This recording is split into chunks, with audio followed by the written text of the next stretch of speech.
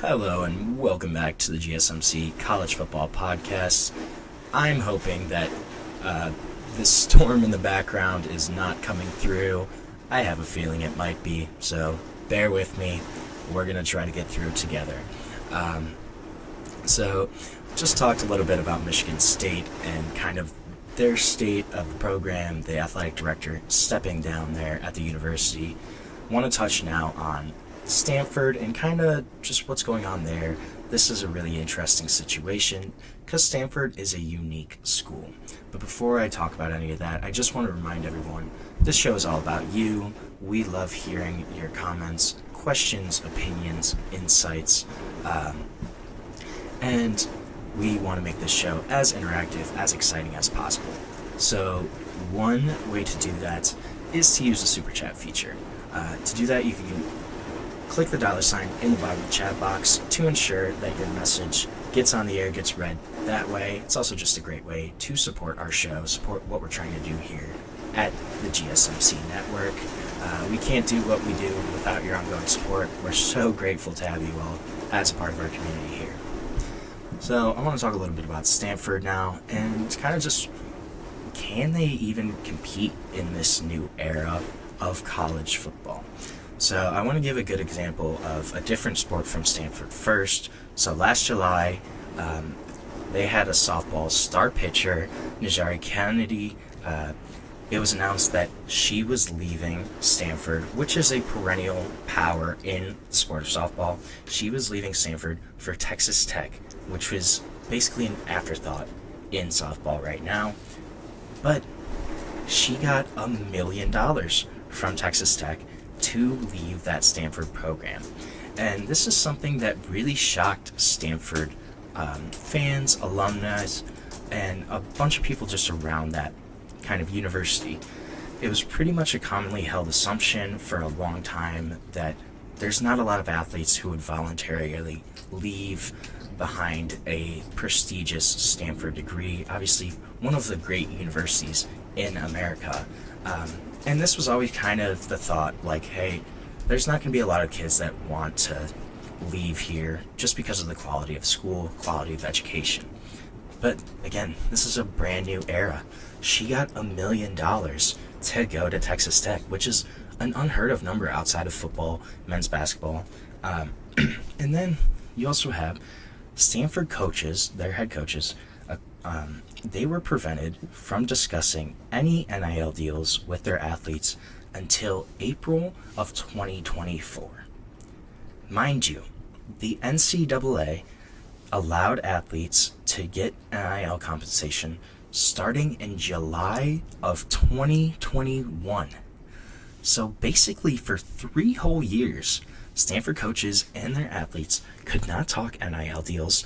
3 seasons, 3 years in which they were completely left behind all of the other power schools and programs across the country, essentially.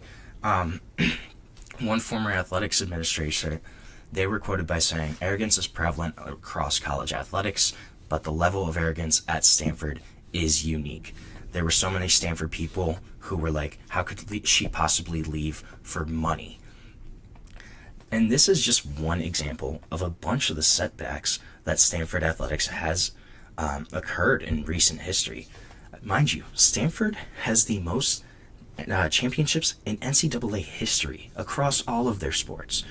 But this school could be being left behind right now because of this era. You have your 3 most visible sports in football and men's and women's basketball, and they have struggled mightily in the NIL era. Big-time athletes, they're commanding 7-figure deals per year. They can transfer at will. Football, they haven't been to a bowl game since 2015. So basically, in a decade, Stanford has not been to a bowl game. They've had 4 straight seasons of 3 and 9 years. Men's basketball, they last played in the NCAA tournament in 2014. And women's basketball, they just saw their streak of 36 consecutive national NCAA tournament bids. It just got snapped. So you have your 3 most important sports, and they're all struggling really poorly, right? So obviously there are other sports, there are Olympic sports, they're still thriving. The Cardinal are number one in Directors' Cup standings, which that's kind of qualifies all athletics and sports. And they have 36 total sports, which is tied with Ohio State for the most in the country at the FBS level. In the 2024 Olympic Games, Stanford led the country, led universities with 59 Olympians from their school. But they've had issues, right? Stanford, from the dissolvement of the Pac-12, they're an hour away from the Pacific Coast. They now play in the Atlantic Coast Conference. And not only that, they had to take a pay cut to find a home in the ACC. They're not getting as much revenue as other schools in the conference. And then you just have that big hole that they dug themselves in, where they didn't talk NIL for 3 years. 3 seasons in which these other programs, these other schools are getting valuable experience, are growing, developing, cultivating their NIL resources and these deals, and kind of getting a game plan of how they're going to operate in this new era. Stanford hasn't done any of that up to this point. And now they're just starting to. They're trying to get it going now. In the past couple months, President Jonathan Levin hired, obviously, Andrew Luck. This is the big story. Andrew Luck, general manager of the football program. And this is Andrew Luck. We've always known this. This is a guy that's crazy off the smart, intelligent, just off the charts, wildly intelligent, one of the smartest quarterbacks in the NFL when he played, a guy that was an architect coming out of Stanford, and a guy that knows what he's talking about, right? So Andrew Luck has acknowledged the mistakes that have been made in this NIL era, and kind of pledged to go all in on revenue sharing. Jonathan Levin, the president, he has said that Stanford plans to continue kind of their unique tradition of student athletes who excel in the classroom and on the field. But mind you, it was only a decade ago that Stanford reached 3 Rose Bowls in 4 seasons. 2012, 2013, 2015, they got to the Rose Bowl each time. That was obviously under David Shaw, who had replaced Jim Harbaugh, And you had guys like Andrew Luck, Christian McCaffrey, Toby Gerhardt, that's a good name. Legitimate athletes, legitimate NFL prospects. From 2010 to 2018, Stanford was the marquee game on game day 7 times. So basically once a season, they were the top matchup in the country on one of the weeks. Knocked off top 2 Oregon teams in both 2012 and 2013. Their 2013 game against Oregon, it was played on a Thursday night. It had a sold-out home crowd, and that was when they had the Nerd Nation glasses. Most of the students are repping them. But you look at them now, 3-9 in 4 straight seasons. Student section practically non-existent. David Shaw stepped down in 2022. His replacement, Troy Taylor, just got fired. And now you have an interim coach in Frank Reich. It's really going to be difficult for Stanford to kind of recover from what has happened in the past few seasons. And success in football is really important for them to fund these non-revenue sports, their Olympic sports that are clearly their better sports right now. The athletic department is running a deficit in 2022-2023, which were their last publicly available figures. They ran a $21 million deficit, even with $56 million in endowment, payouts in university support. It also just made only $9.5 million in ticket sales. If you look at a decade earlier when football was good, they made $16.8 million, right, in those seasons. And that's 10 years ago too. So you adjust for inflation, this Stanford program really is in a rut.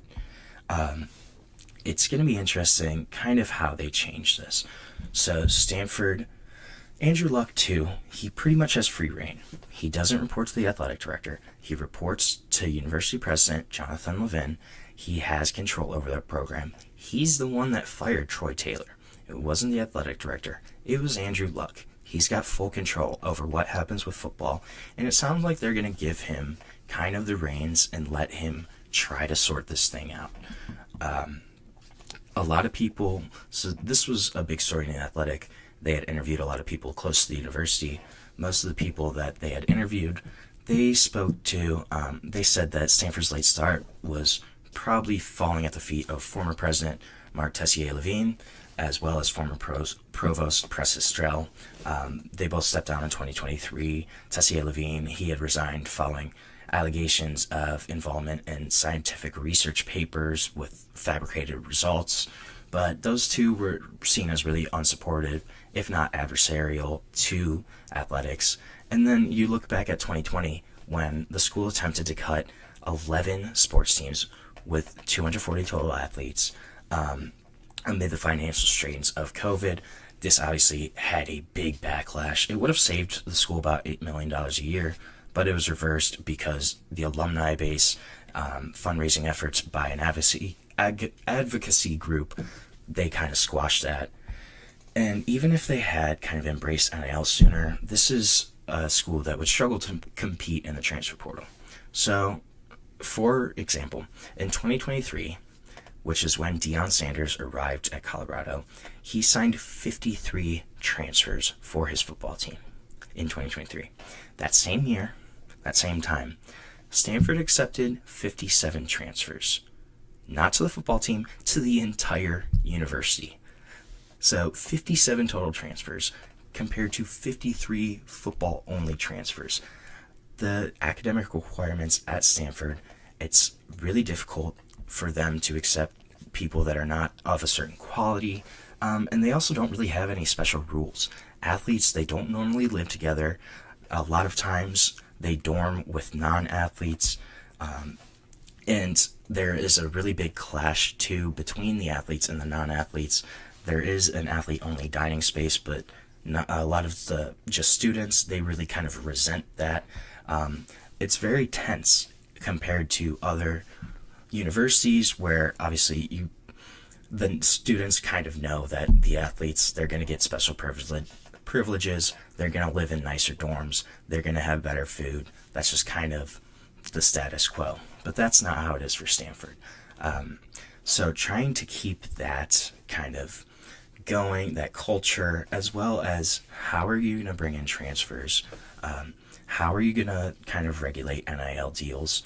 These are all really big questions that Andrew Luck and Stanford, they're going to have to answer really soon if they want a chance to get back and try to compete and be a power forward program that can make some noise eventually. This is a unique school. It's a unique situation. I think if Andrew Luck kind of leans into that, might be able to get some recruits, some transfers that really kind of like that idea. But it's going to be a Herculean task. I'm not sure if Stanford really will get back. I think if there's anybody that can do it, it is Andrew Luck. But we're going to see what's going to happen here. I think they are one of the more interesting case studies that's going to play out in the next couple seasons of what actually is going to happen at Stanford. So we're going to take another short break on the show right now. When we come back, we're going to talk about 2027 quarterback commit Trey Taylor committing to Nebraska. And does this mean Nebraska might be back or back on the rise? I don't know. We're going to talk about it. But we will be back on the GSMC College Football Podcast.